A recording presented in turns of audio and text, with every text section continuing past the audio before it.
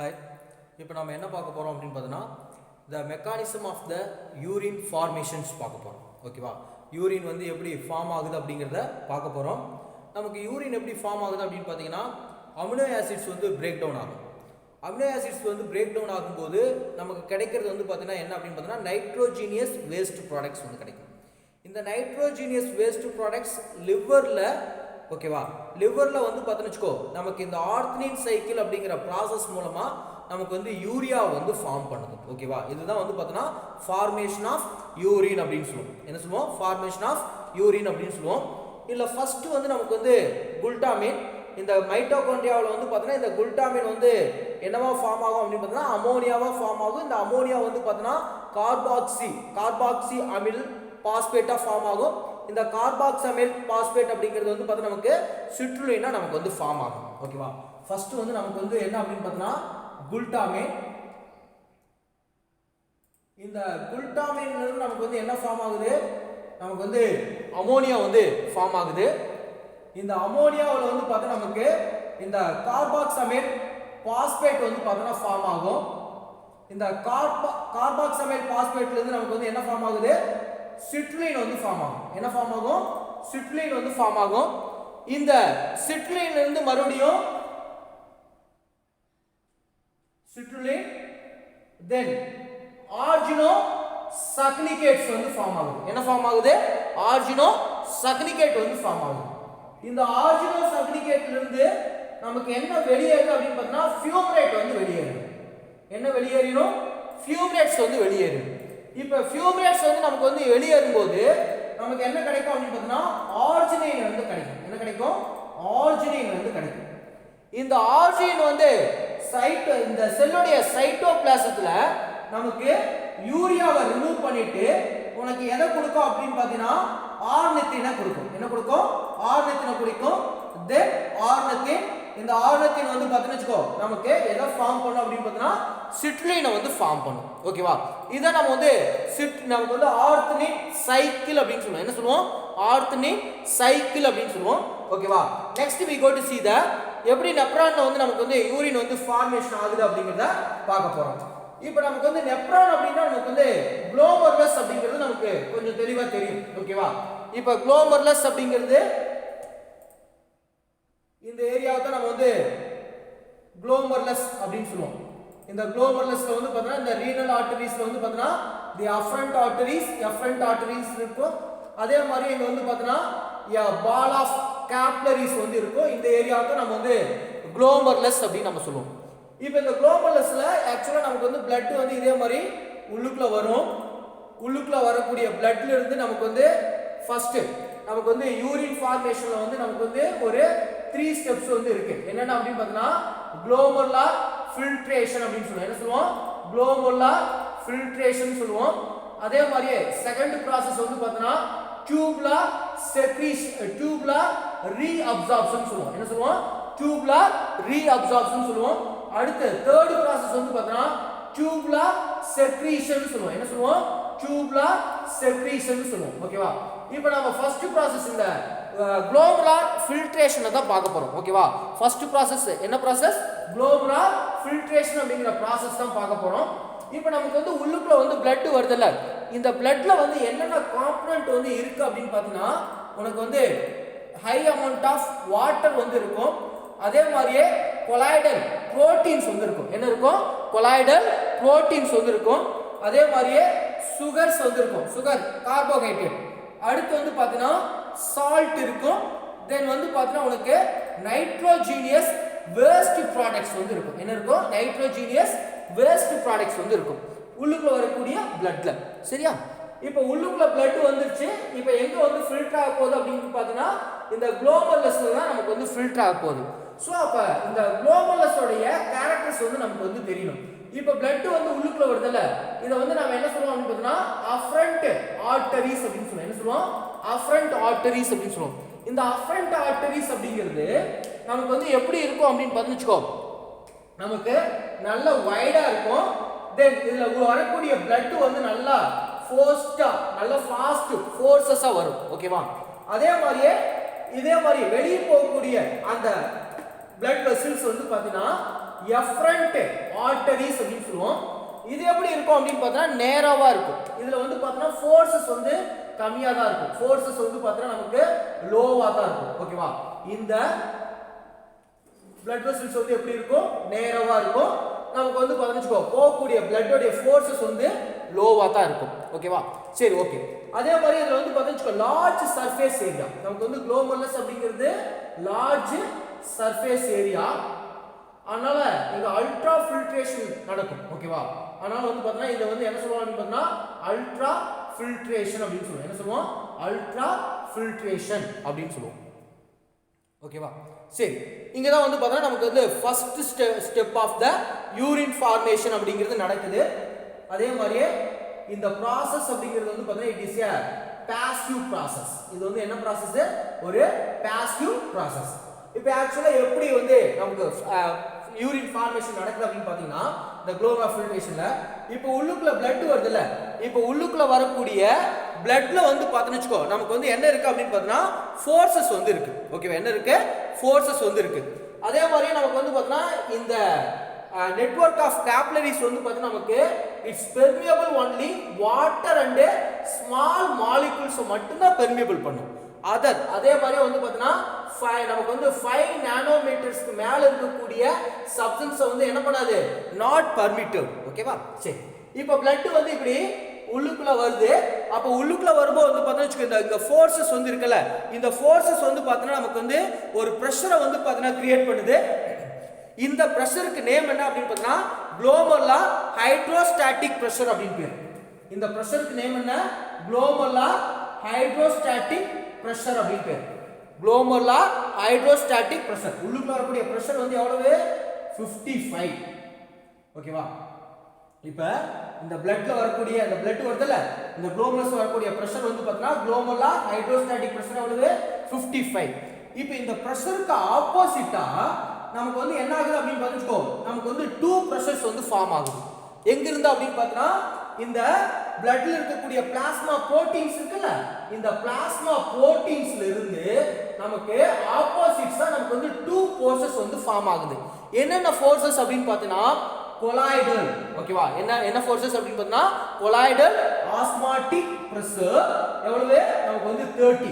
Colloidal osmotic pressure வந்து எவ்வளவு? நமக்கு வந்து 30. அதே மாதிரி நமக்கு வந்து capsular hydrostatic pressure. Capsular hydrostatic pressure அப்படின்னு சொல்லி இது கேப்சுலர் ஹைட்ரோஸ்டாட்டிக் பிரஷர் வந்து பார்த்தீங்கன்னா 50. சோ நமக்கு வந்து பார்த்தீங்கன்னா வெச்சுக்கோ எவ்வளவு வருது அப்படின்னு பார்த்தீங்கன்னா 45. சோ நமக்கு வந்து பார்த்தீங்கன்னா இங்க 55ல 45 போயிடுச்சுனா நமக்கு நெட் பிரஷர் வந்து எவ்வளவு அப்படின்னு பார்த்தீங்கன்னா 10 தான்.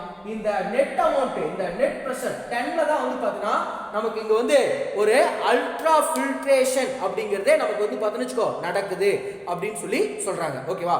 சோ நமக்கு இங்க டோட்டலா நமக்கு வந்து இங்க கிடைக்கக்கூடிய இந்த ஃப்ளூயிட்டை வந்து நாம என்ன சொல்லுவோம் அப்படின்னு வெச்சுக்கோ குளோமர்லர் ஃப்ளூயிட் அப்படின்னு சொல்லுவோம். என்ன சொல்லுவோம்? குளோமர்லர் ஃப்ளூயிட் அப்படின்னு சொல்லுவோம். ஓகேவா?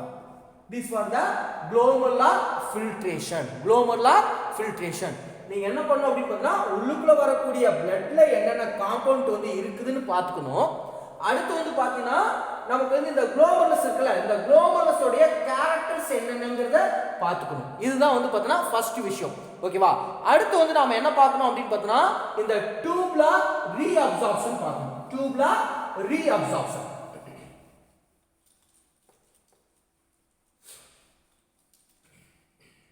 இந்த டியூபுலர் ரீஅப்சார்ப்ஷன், இந்த டியூபுலர் ரீஅப்சார்ப்ஷன் அப்படிங்கிறது it is a second process.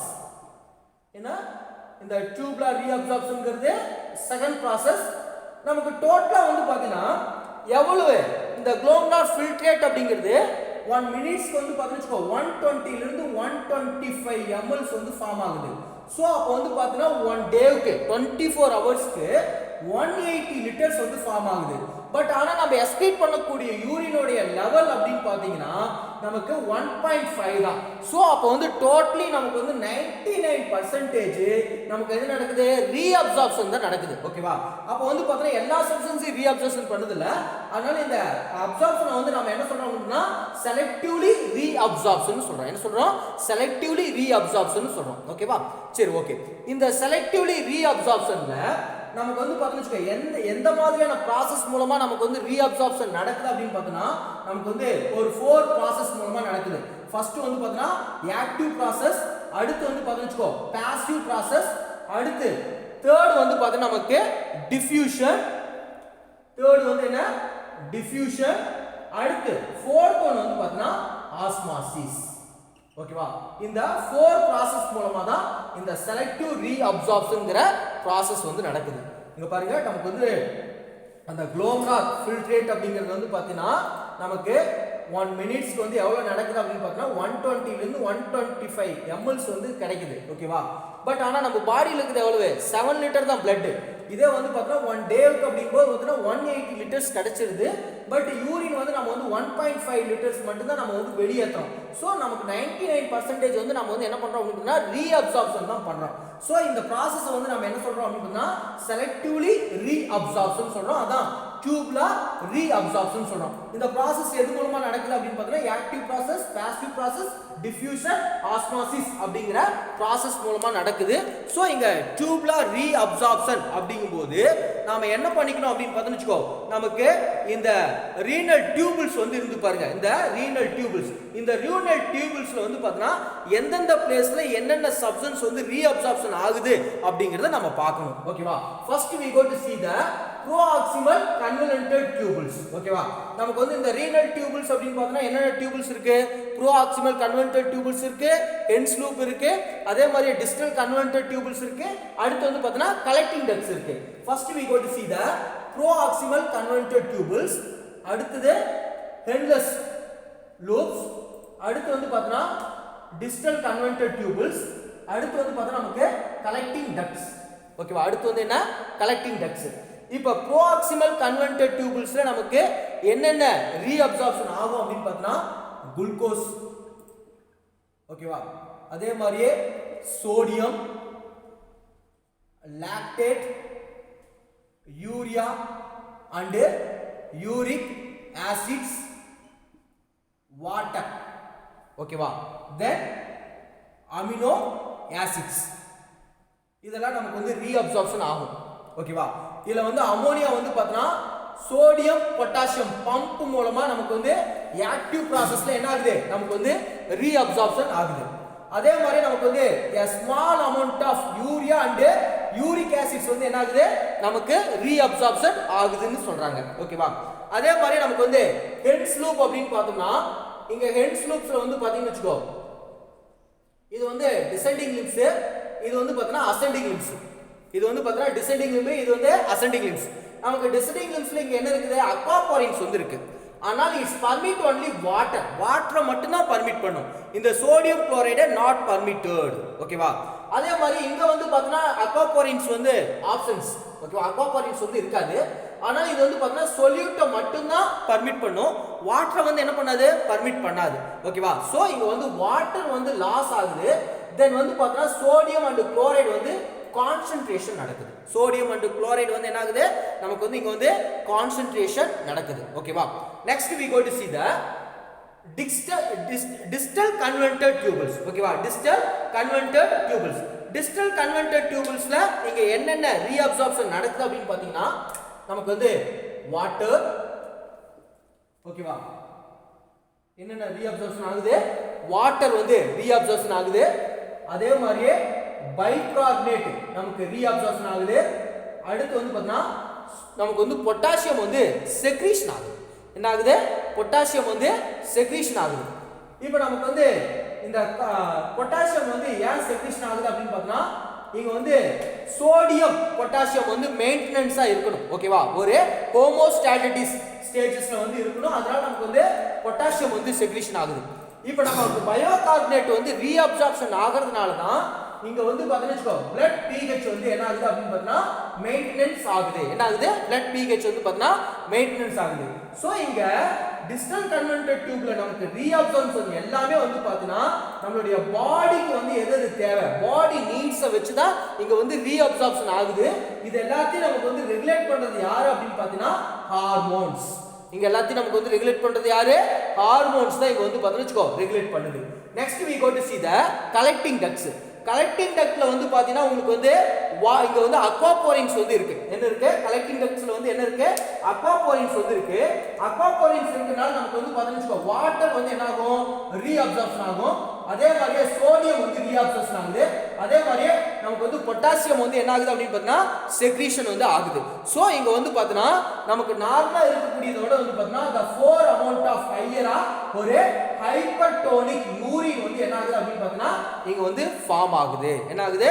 நமக்கு வந்து கலெக்டிங் டக்ட்ல வந்து பார்த்தீங்கன்னா ஒரு கான்சென்ட்ரேட்டட், ஓகேவா, நமக்கு வந்து பார்த்தீங்கன்னா கலெக்டிங் டக்ட்ல வந்து பார்த்தீங்கன்னா ஒரு கான்சென்ட்ரேட்டட் யூரின் வந்து ஃபார்ம் ஆகுது அப்படின்னு சொல்லி சொல்றாங்க. ஓகேவா. Next we go to see the tubular secretion. நமக்கு வந்து அடுத்து வந்து பார்க்க போறது வந்து என்ன அப்படின்னு பார்த்தீங்கன்னா tubular secretion. இந்த tubular secretion அப்படின்னா நமக்கு நமக்கு வந்து தேவையில்லை அப்படிங்கிறது இதுல வந்து பார்த்தீங்கன்னா நீட்ஸ், ஓகேவா, நாட் நீட்ஸ்ங்கிற இதுல வந்து பார்த்தீங்கன்னா சம் ஆஃப் த ப்ராடக்ட்ஸ் வந்து பார்த்தீங்கன்னா நம்மளுடைய பிளட் வெசல்ஸ் வந்து என்ன பண்ணிருக்கோம் அப்படின்னு பார்த்தீங்கன்னா அப்சர்வ் பண்ணிருக்கோம். ஓகேவா. யார் அப்சர்வ் பண்ணிருப்பாங்க அப்படின்னு பார்த்தீங்கன்னா இந்த பெரிடியூபுலர் கேப்லரிஸ் வந்து பார்த்தீங்கன்னா அப்சர்வ் பண்ணிருக்கோம், இல்ல இண்டஸ்ட்ரியல் ஃப்ளூயிட் வந்து அப்சர்வ் பண்ணிருக்கோம். ஓகேவா. இப்போ இந்த பெரிடியூபுலர் கேப்லரிஸ்ல இருந்து நாம இந்த குளோமருலர் ஃபில்ட்ரேட் ஃப்ளூயிட் இருக்குல்ல, இதுக்கு வந்து அப்படியே நம்ம வந்து என்ன பண்ண போறோம் அப்படின்னு பார்த்தீங்கன்னா ரிமூவ் பண்ண போறோம். இதைத்தான் வந்து நாம என்ன சொல்ல போறோம் அப்படின்னு பார்த்தீங்கன்னா tubular secretion சொல்ல போறோம். ஓகேவா. இது வந்து tubular reabsorption. Next we go to see the tubular secretion. Next we go to see the tubular secretion.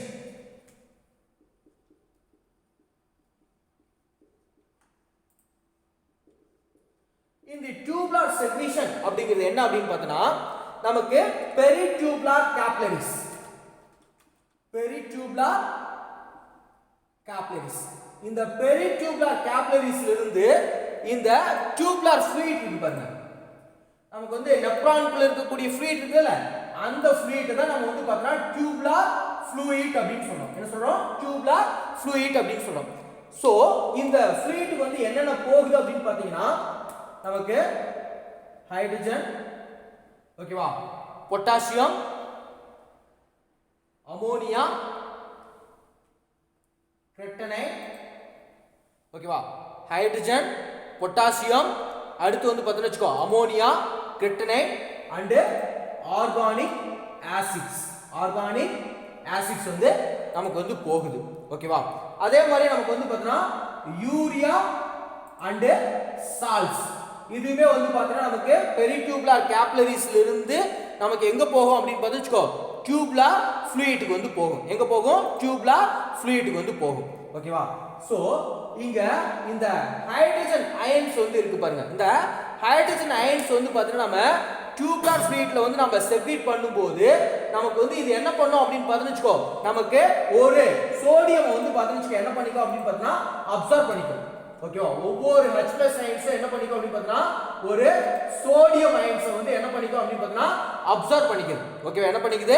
Sodium ions வந்து நமக்கு டியூபுலர் செல்ஸ் வந்து என்ன பண்ணிக்குது? அப்சர்வ் பண்ணிக்குது. ஓகேவா. அது மட்டும் இல்லாம இந்த H+ அயன்ஸ் நமக்கு இதே மாதிரியே HCO3 HPO3 அடுத்தது NH3 இதோட கம்பைன் ஆகி நமக்கு என்னவா ஃபார்ம் ஆகுது அப்படின்னு பார்த்தீங்கன்னா H2CO4 H2PO4 and NH4 இதே மாதிரி ஃபார்ம் ஆகி ஆசிட்ஸ் வந்து ஃபார்ம் ஆகுது.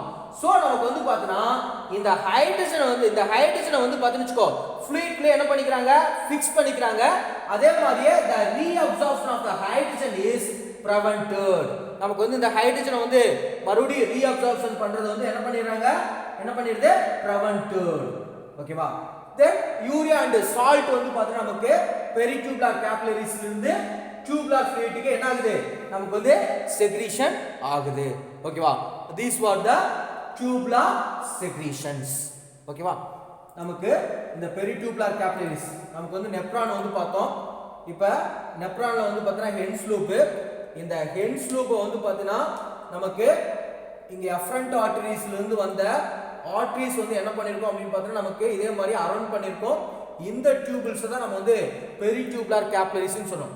சோ இந்த பெரிடியூபுலர் கேப்லரிஸ்ல இருந்து இன்னும் இருக்கக்கூடிய அந்த வேஸ்ட் சப்ஸ்டன்ஸ் இதே மாதிரி இந்த டியூபுலர் ஃப்ளூயிட்க்கு வந்து செக்ரீட் பண்ணுது. இந்த process தான் நம்ம வந்து டியூப்லார் செக்ரீஷன் சொன்னோம்.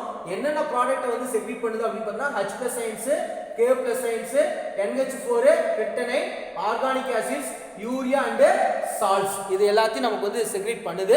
இதுல வந்து ஏன் நமக்கு வந்து H+ அயன்ஸ் வந்து பார்த்தா நம்ம வந்து ரீஅப்சார்ப்ஷன் பண்றதை தடுக்கணும் அப்படிங்கிற மாதிரி பார்த்தோம் அப்படின்னு பார்த்தா இது ஒவ்வொரு சோடியத்தையும் ஃபிக்ஸ் பண்ணிக்குது. அதே மாதிரி இங்க இருக்கக்கூடிய காம்பனன்ட் கூட நமக்கு வந்து கம்பைன் ஆகி ஒரு ஆசிட்ஸை வந்து நமக்கு வந்து கொடுக்குது. ஸோ நமக்கு வந்து H+ அயன்ஸ் வந்து பார்த்தா ரீஅப்சார்ப்ஷன் பண்ணதை ப்ரிவென்ட் பண்ணிக்கிறோம். Okay, thank you.